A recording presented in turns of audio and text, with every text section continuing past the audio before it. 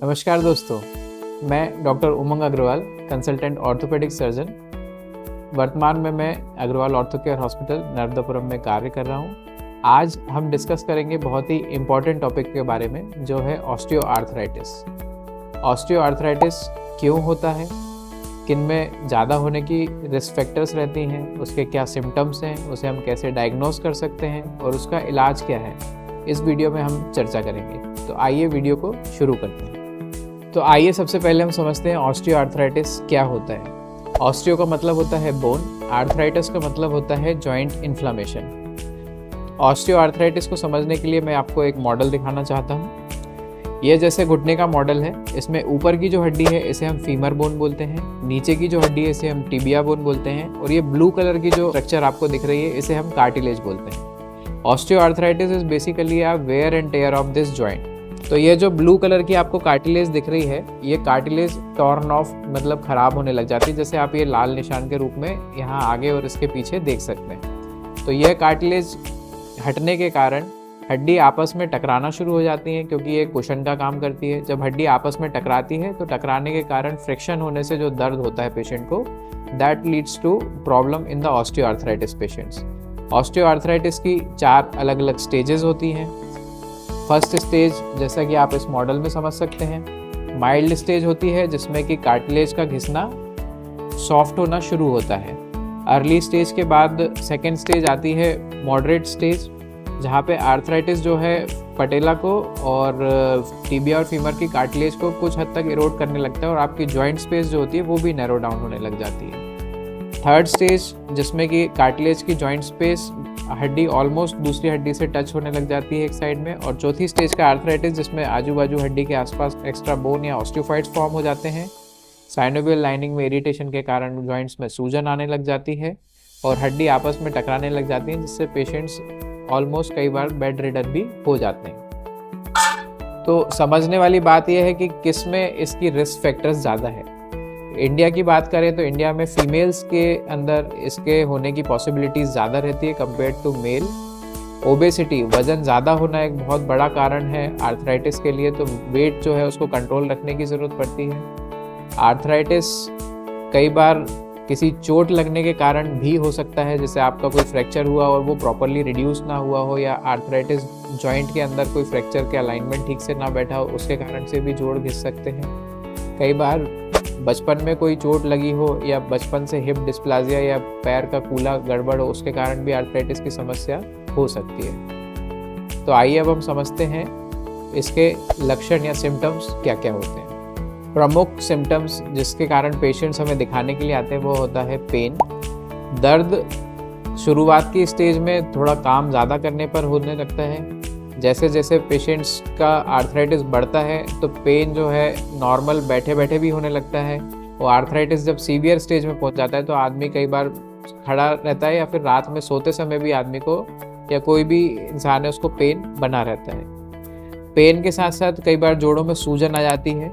सूजन के कारण भी पेशेंट्स को बड़ी दिक्कत रहती है, जिसके कारण वो हमें दिखाने के लिए आते हैं। किसी पेशेंट्स का सूजन और पेन ठंड के मौसम में ज़्यादा बढ़ जाते हैं।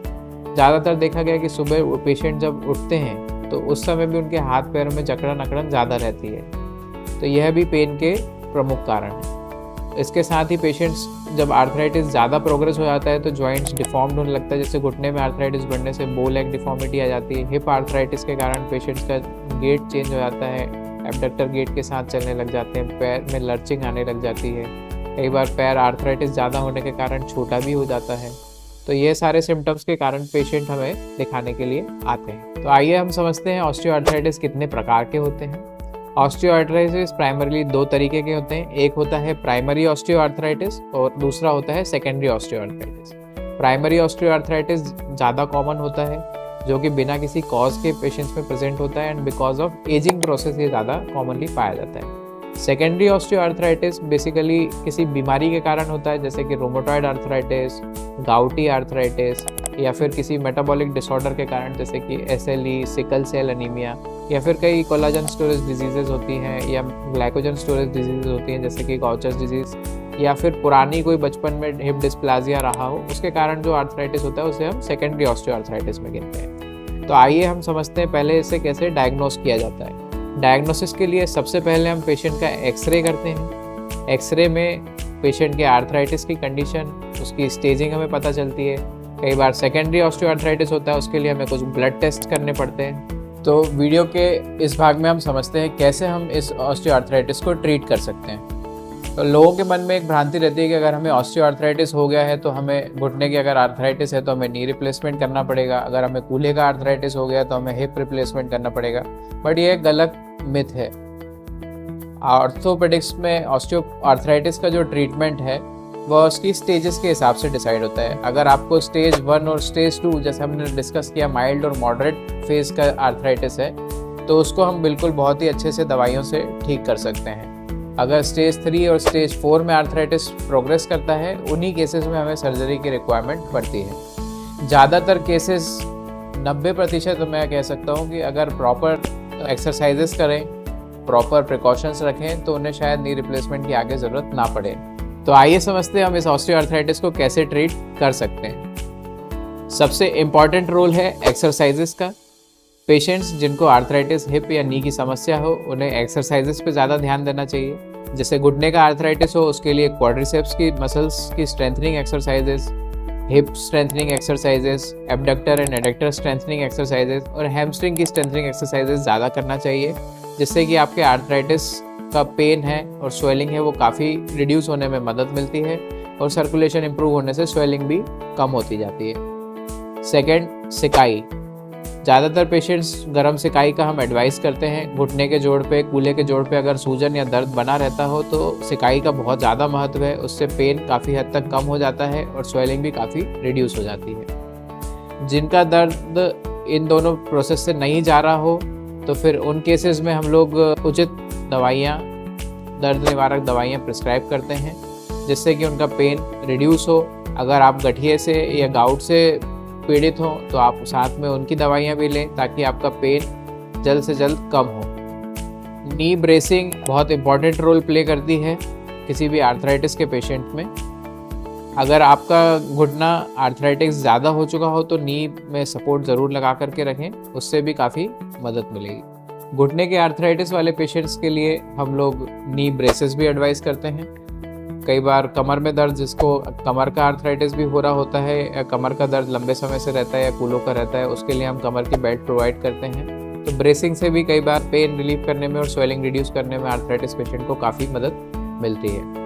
लोगों के मन में ये डर बना रहता है कि अगर हमें आर्थराइटिस डायग्नोज हो गया तो क्या हमें नी रिप्लेसमेंट कराना ही पड़ेगा, बिना सर्जरी के हम कभी ठीक ही नहीं हो पाएंगे। तो ये एक गलत मिथ है, ऐसा हमें नहीं सोचना चाहिए।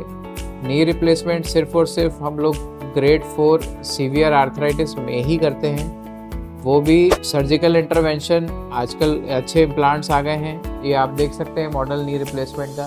तो बहुत प्रकार के नी रिप्लेसमेंट्स के आजकल इम्प्लांट्स अवेलेबल हैं, जिससे कि आप अपनी रिकवरी, पहली जो लाइफस्टाइल आप फॉलो करते थे उसे आप रिगेन कर सकते हैं। तो सर्जरी से कोई भी घबराने की ज़रूरत अब नहीं है। घुटने के दर्द से बचने के लिए पेशेंट्स को हम एडवाइस करते हैं कि आप अपना वज़न कम करें। वज़न भी एक बहुत इंपॉर्टेंट कारण होता है जिससे आर्थराइटिस होता है। कई पेशेंट्स जेनेटिकली प्रीडिस्पोज होते हैं नी आर्थराइटिस के लिए, फैमिलीज़ में रन करता है और ओवरवेट भी फैमिलीज़ में रन करता है। तो उन पेशेंट्स को वेट रिडक्शन से घुटने के दर्द में और सूजन में काफ़ी आराम मिल जाता है। साथ ही पेशेंट्स को हम एडवाइस करते हैं कि आप पालती लगा करके कम बैठें, नीचे इंडियन वॉशरूम का यूज़ करना कम से कम रखें।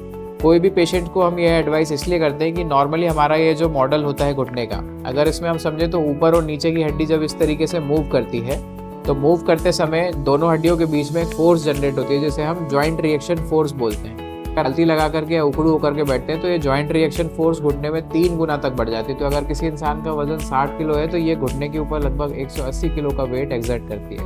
तो ऑलरेडी जिनका पैर आर्थराइटिक है या जिनका जोड़ घिस रहा है उसमें पेन और ज़्यादा बढ़ जाता है। तो पेशेंट्स को एडवाइस करते हैं कि स्क्वेटिंग और क्रॉस लेग सिटिंग आप अवॉइड करें, जहाँ तक हो सिकाई का रेगुलर उपयोग करें और बेल्ट रेगुलर पहने। यह आपका मेन पार्ट ऑफ ट्रीटमेंट है। और दवाइयाँ, अगर आपका पेन जैसे कभी ज़्यादा बढ़ जाता हो तो on end of pain killer medications ले सकते हैं, पर उनका उपयोग कम से कम रखें, नहीं तो किडनी में और लीवर में दिक्कतें आनी शुरू हो जाएंगी।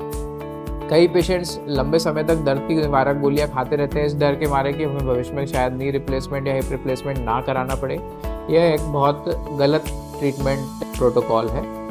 पेशेंट्स को हम एडवाइस करते हैं अगर आपका पेन नहीं जा रहा हो और आर्थराइटिस सीवियर हो, उसी स्टेज में आपको नी रिप्लेसमेंट या हिप रिप्लेसमेंट के लिए सोचना चाहिए।